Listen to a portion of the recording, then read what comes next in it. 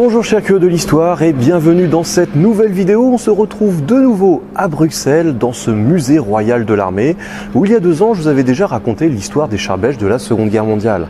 Alors là on va changer d'époque, on va aller du côté de la Première Guerre mondiale et quoi de mieux que de commencer devant celle qui sera notre guest star aujourd'hui pour vous raconter l'incroyable périple du corps des ACM, des autocanons mitrailleuses belges envoyés en Russie.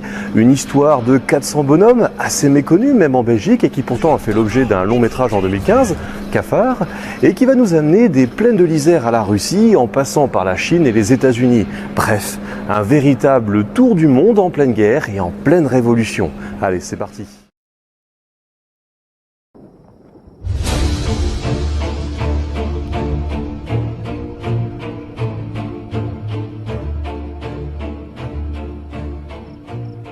C'est l'histoire de jeunes hommes emportés par les remous de l'histoire au moment de la Grande Boucherie de 1914-1918.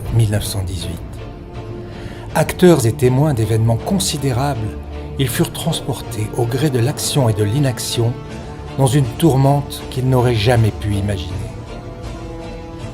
Qui étaient-ils ? Quelques centaines de jeunes Belges venus de tous les milieux sociaux, aristocratiques, ouvriers, sportifs, artistes, bourgeois, paysans, mais tous ardents patriotes, fidèles et turbulents sujets d'un roi débonnaire. Dans tout ce qu'ils vivraient de 1914 à 1918, ils apporteraient la vitalité de leur jeunesse, la fameuse gaieté estudiantine belge, leur bonne humeur gauloise, une intrépidité frisant l'inconscience et une ardeur à vivre, à voir, à comprendre.